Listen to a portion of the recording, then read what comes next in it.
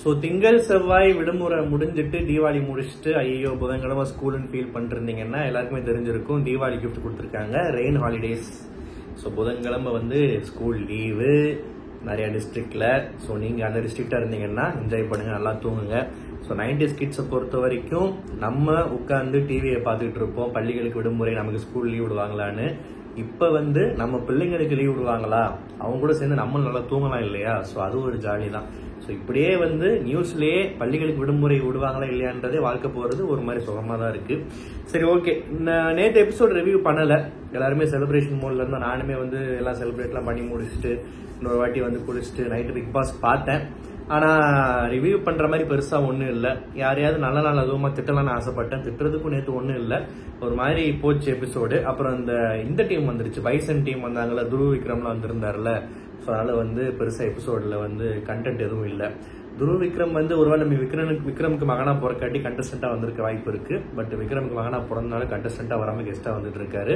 திறமை இருந்தா ஜெயிக்கிட்ட யாரா இருந்தா நமக்கு என்ன. சரி, ஓகே. இன்னைக்கு எபிசோட்ல இந்த பார்வதி வியானாக்கு வந்து வேலை செய்யறது பிடிக்கல, பிரச்சனை. பார்வதிக்கு சும்மாவே எப்பயும் பிடிக்காது. பார்வதி வந்து எதெல்லாம் காரணம் தேடி வேலையை வந்து கட் பண்ணலாம், விட்டுட்டு போகலாம், வேலை செய்யாம இருக்கலாம், இல்லாட்டி வேலை செய்யாம இருக்கிறது காரணம் தேடலாம்னு சொல்லிட்டு தேடிட்டு இருக்கும். வியானாவும் அப்படிதான் போல, அந்த லிஸ்ட் தான் போல. வியானாவும் ஓரளவுக்கு பரவாயில்ல, ஏதோ என்ன சொல்றது, கோவப்படுது அப்புறம் திரும்ப செய்யுது. ஏதோ அட்லீஸ்ட் கோவப்படுறது தப்பா இருந்தாலும் ஒரு சின்ன லாஜிக் கூட அங்கங்க கோவப்படுற மாதிரி இருக்கு. இந்த பார்வதி வந்து இந்த குப்பை விஷயத்துல ஒண்ணு பண்ணிச்சு பாருங்க. அதாவது குப்பையை எடுத்து மொத்தமா சுருட்டி போட முடியாதான், ஏன்னா அது பெருக்கிறவங்க வேலை இல்லையா, அவங்கவுங்க வீட்டுல அவங்கவுங்க அதை சுருட்டி அவங்க தான் போடணுமா. இது என்ன லாஜிக்னு எனக்கு புரியல சத்தியமா. ஒருவேளை பார்வதி வீட்டுல வேலை செய்யறவங்களுக்கு எல்லாம் இதுதான் ரூலா, பார்வதி தான் அவங்க ரூம்ல இருக்கிற குப்பையெல்லாம் எடுத்து போடுமா என்னன்னு தெரியல. இது வந்து நான் ரொம்ப ஏதோ அதாவது எல்லாரும் பண்றாங்க, உங்களுக்கு என்னன்னு கேக்குறப்போ எல்லாரும் பண்றாங்கன்றதுக்காக நான் சொல்றது அவங்க பண்றதுலாம் சரி, நான் சொல்றது மட்டும் தப்புன்னு ஆயிடுமான்ற மாதிரி ரொம்ப ஸ்மார்ட்டா பிளே பண்றன்ற பேர்ல, கருத்து சொல்றன்ற பேர்ல வந்து ரொம்ப கேவலமா, ரொம்ப பாக்குறதுக்கு இரிட்டேட்டிங்கா, லாஜிக்கே இல்லாம லூஸ் மாதிரி பேசிக்கிட்டு இருக்கு பார்வதி. விக்ரம் சூப்பரா சொன்னாப்ல, எல்லாரும் சொல்றாங்கன்றதுக்காக கரெக்டா இருக்காரு, என்னோட கருத்தையும் கேட்கணும்ன்ற ஏதோ சொல்றப்போ கருத்து கர்மமா இருந்தா எப்படி கேட்க முடியும்னு விக்ரம் வெளியிருந்து சொல்ற கமெண்ட் வந்து ஹைலைட் உண்மையாவே. So Parvathy has started to become Parvathy அப்படின்றது தெரிஞ்சு போச்சு. அதாவது முதல் 2 வாரம் வந்து எப்படி ஏமாத்தின பாத்தீங்களா, ரொம்ப லாஜிக்கா பேசி நல்ல ஒரு இது மாதிரி வெளியே ப்ரொஜெக்ட் ஆகி நிறைய இடங்கள்ல தட்டி கேட்டு நியாயத்தை பேசி அப்படி பேசினேன். இப்பவா மவனை செத்த உன்னை எப்படி ஏமாத்தி உள்ள எழுத்தம் பாரு அப்படின்னு சொல்லிட்டு மதர்காரி வேலையை காட்டிட்டாள் அப்படின்னு தான் நினைக்கிறேன். ஸோ இன்னும் போக வந்து இன்னும் நிறைய எதிர்பார்க்கலாமா, இல்லாட்டி இந்த பொண்ணுக்கு வந்து இல்ல நம்ம நல்லா தான் ஸ்டார்ட் பண்ணோம், பட் ஆனால் நடுவில் சறுக்கிட்டோம், இந்த கமருதீன் மாதிரி ஆட்கள் கூட சேர்ந்தா வந்து கண்டிப்பா வந்து கூவத்துல தான் போய் முங்கணும்ன்றது புரிஞ்சு சீக்கிரம் வெளியே எந்திரிச்சு வந்து குளிக்குமா என்னன்றதை பொறுத்து இருந்தா பாக்கணும்.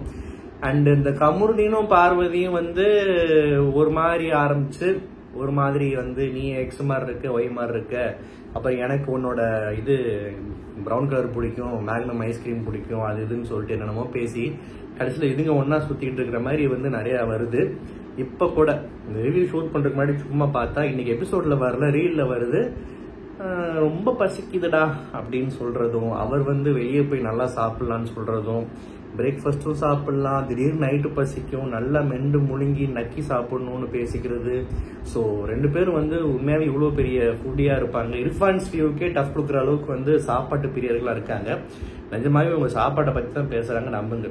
ஸோ வெளியே போய் கமருதீன் சாப்பிட போறாரா, பார்வதி யாரை சாப்பிட போறாங்க, இல்ல 2 பேரும் சேர்ந்து சாப்பிட போறாங்களா அப்படின்றத பொறுத்து இருந்து பார்க்கணும்.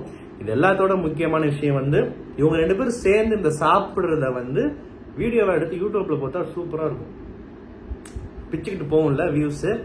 ஆனா சில ரெஸ்ட்ரிக்ஷன்ஸ்லாம் இருக்கும், செலக்ட் பண்ணி போடுறோம். அதாவது இது வந்து ஃபுட் vlogging, அடல்ட் சாப்பிட்ற ஃபுட்டு, குழந்தைங்க சாப்பிட முடியாது. இப்போ ஃபார் எக்ஸாம்பிள் நல்லா காரசாரமா முட்டை பரோட்டா பிரியாணிலாம் சாப்பிட்டீங்கன்னா அதெல்லாம் குழந்தைங்க சாப்பிட முடியாது, ஜீர்ணிக்காது. ஸோ 7 மாசம் 8 மாசம் குழந்தைங்களாம் சாப்பிட முடியாதுல்ல.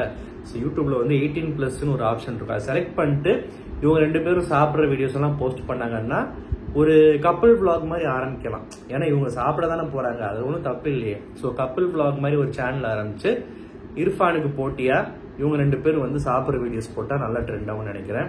அதுவும் கமருதீன்லாம் வந்து ஒரு நாளைக்கு 3 வீடியோ போடுறதுக்கு வாய்ப்பு இருக்கு. ஓகேவா, ஆளை பார்த்தாலும் தெரியுது. பிளஸ் அவருக்கு நிறைய பசிக்கும் போல.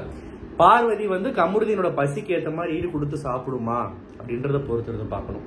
இல்ல பார்வதி வந்து வெளியே வாயா கூட ஏற்கனவே இந்த மாதிரி சாப்பிட்டுட்டு இருந்தாங்களா, அப்புறம் அவங்க எங்க சாப்பிட போவாங்க, இல்ல 3 பேர் சேர்ந்து சாப்பிடுவாங்களா, கமருதீனுக்கு அதுக்கு ஓகேவா அப்படின்றதெல்லாம் வந்து நினைச்சு பார்த்தா ரொம்ப சுவாரஸ்யமா இருக்கு.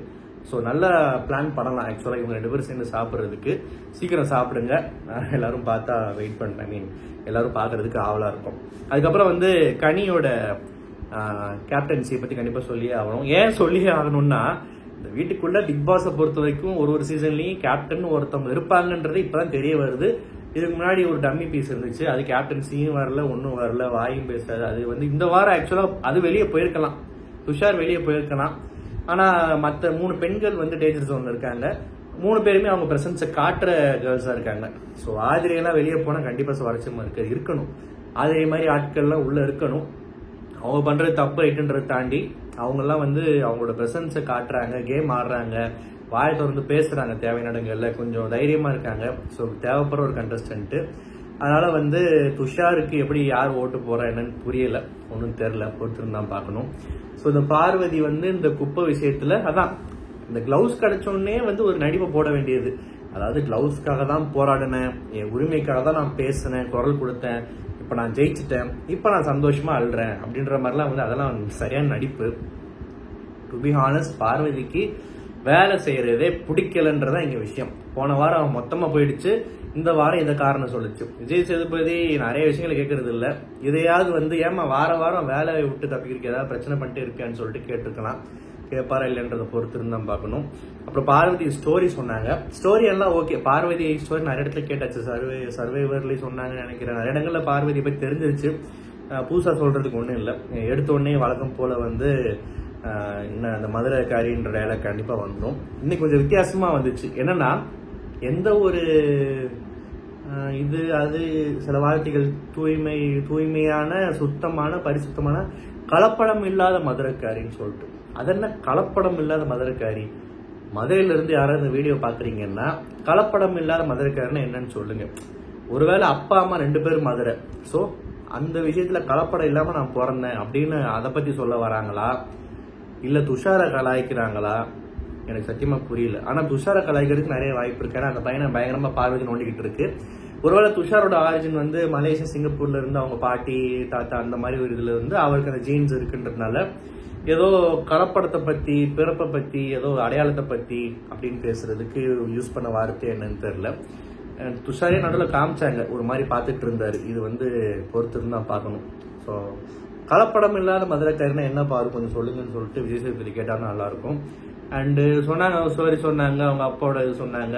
அப்புறம் நான் தப்பான இடங்கள்ல அன்புக்காக போய் ஏங்கி லவ்க்காக நான் இது பண்றேன் அப்படின்னு சொல்றாங்க. இந்த வீட்டுக்குள்ளேயுமே ரொம்ப தப்பான இடத்துல தான் அன்பு தேடிக்கிட்டு இருக்காங்க. வந்த முதல் 2 வாரம் கூட பரவாயில்ல, உண்மையான ஒரு அன்பு கிடைச்சி திவாகர் மூலியமா. இப்ப வந்து வேற ஒரு இடத்துல இருக்காங்க. ஒன்னா சாப்பிட வர போறாங்க. சாப்பிட்டுட்டு இருக்கும் போது அன்பு நிறைய கிடைக்கும்னு நினைக்கிறேன். ஊட்டியில விட்டுப்பாங்கல்ல, அதனால ஸோ எந்த பொசிஷன்ல உட்காந்து ஊட்டி விடுவாங்கன்னு தான் நான் யோசிச்சு பாக்குறேன்.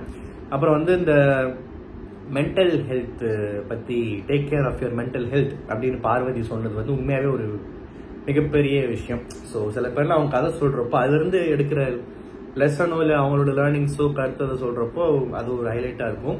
மென்டல் ஹெல்த் எல்லாருமே பார்த்துக்கணுன்றது ரொம்ப முக்கியமான விஷயம். அதுவும் பார்வதி மாதிரி ஆட்கள்கிட்ட இருந்து கண்டிப்பா உங்க மென்டல் ஹெல்த்தை காப்பாத்திக்கணும். அதை பார்வதி வாயாலே சொல்றப்போ தயவு செஞ்சு அதை வந்து மைண்டுக்கு ஏற்றிக்கோங்க. அப்புறம் இவர் பிரவீன் அவர் ஸ்டோரி சொன்னாரு. பிரவீன் வந்து அவரோட ஸ்டோரியில ஹைலைட்டுன்னு எதுவும் இல்லை. ஏதோ ஒரு சிட் ஃபண்ட் கம்பெனி மாதிரி, ஏதோ மகாநிதி படம் மாதிரி ஏதோ ஸ்கிரீன் பிளே சொல்லிட்டு இருந்தாரு. அப்பா அம்மா இது கம்பெனி ஆரம்பிச்சாங்க. அப்புறம் ஒரு தீபாவளியில நான் தான் ஊருக்கே பட்டாசு வாங்கி கொடுத்தேன். அடுத்த தீபாவளிக்கு ஊர்ல ஒரு பையன் என்ன சொல்றது, கீழே இருக்கிற பட்டாசெல்லாம் எடுத்து போட்டு கொளுத்திட்டு இருந்தேன். இந்த மாதிரி ஏதோ சொல்லிட்டு இருந்தாரு. ஓகேப்பா, ஏதோ கஷ்டப்படணுன்ற சொல்லணும்னு சொன்ன மாதிரி இருந்துச்சா என்னன்னு தெரியல. பிசினஸ் ஃபேமிலி எல்லாருக்குமே வந்து ஃபினான்ஷியல் அப்ஸ் அண்ட் டவுன்ஸ் வரதான் செய்யும். அதை கொஞ்சம் ஹைலைட் பண்ணி சொல்லியிருக்காரு, பரவாயில்ல. விஜய் டிவி ஸ்டார் ஆனது ஒரு பெரிய விஷயம். அதுல ஒரு காம்படிஷனா முறைப்படி சொந்தக்காரன் அந்த காரன் இந்த காரன் ரெக்கமெண்டேஷன் கோட்டால போய் சீட்டை தைக்காம உண்மையாவே வந்து ஒரு ஷோல பார்ட்டிசிபேட் பண்ணி தன்னோட திறமையால ஜெயிச்சிருக்காருன்னு நினைக்கிறேன். ஸோ அப்படி ஒரு ஷோ வந்துச்சு. அந்த ஷோவில் வின் பண்ணி இவர் தான் வின்னராமே. உண்மையாக அதெல்லாம் பெரிய விஷயம். பலாயிரக்கணக்கான பேரில் இவர் செலக்ட் ஆகிருக்காரு. அண்ட் அவரோட ஒய்ஃப் தான் அவரோட சக்ஸஸ் ஆகிட்டுன்றத பெருசாக பேசினாரு. அதுவும் நல்லா இருந்துச்சு. அவர் சந்தேக புத்தியை பற்றி சொன்னார். அது தப்பு பண்ணியிருக்குன்றதை அட்மிட் பண்ணார். அது ஒரு தைரியம் வேணும் அந்த மாதிரி அதை சொல்கிறதுக்கு. ஸோ அது ஒரு ஹைலைட்டாக இருந்துச்சு. அண்டு இன்னைக்கு எபிசோடில் அதுக்கப்புறம் இந்த பாட்டில் டாஸ்க்குன்னு ஒன்று கொடுத்துட்டாங்க. அது பாட்டில் டாஸ்க்குன்னு கொடுத்து அதுலேருந்து ஒருத்தன் ஜூஸ் போடுறான், ஒருத்தன் பாட்டில் பொறுக்கிறான், இன்னொருத்தன் பாட்டில் கழுவுறான். பாட்டில் என்னமோ இவங்க இந்த சர்ஃபெக்சல், ரின்னு, விம்பார் சோப்பு வச்சு முக்கி என்னமோ கழுவுறாங்க. அந்த சோப்பு தண்ணியோட ஜூஸை கலக்குறாங்க, டானிக் மாதிரி ஏதோ கலரை வச்சு. அதை குடிச்சு வேற பாக்குறாங்க. திவாகர் பார்வதி எந்த நேரத்தில் குடிச்சு பாக்குறாங்கன்னு தெரியல. கருமம் என்னடா டாஸ்க்கு. ஒரு சுவாரஸ்யம் இல்லை, ஒரு ஸ்கோப் இல்லை, ஒரு சண்டைக்கு ஒரு ஸ்கோப்போ இல்லை குவாலிட்டி செக்ல சண்டை வருமா என்ன எதிர்பார்க்கலான்னு தெரியல. ஒரு மாதிரி மொக்கையா போச்சு. முடிச்சிருவாங்கன்னு பார்த்தா நாளைக்கு வேற தொடருமா. தயவுசெய்து இந்த கரம் முடிச்ச டாஸ்க்கு சீக்கிரம் முடிச்சு விடுங்க. இல்லை ஏதாவது ட்விஸ்ட் வைங்க, பொறுத்து வந்து பார்க்கலாம். அண்டு நிறைய சண்டை நடந்திருக்கு. இந்த கமருதீன் இன்னைக்கு எபிசோட்ல அமைதியா இருக்கிற மாதிரி காமிச்சிருக்காங்க. பட் லைவ்ல பார்த்தவங்கலாம் வேற விஷயங்கள் சொல்றாங்க. நாளைக்கு எபிசோட்ல வருமா என்னன்னு தெரியல. பார்த்துட்டு விமர்சனம் பண்ணலாம். இந்த ரிவ்யூ உங்களுக்கு பிடிச்சிருந்தா மறக்காம சேனல் சப்ஸ்கிரைப் பண்ணுங்க. நன்றி, வணக்கம்.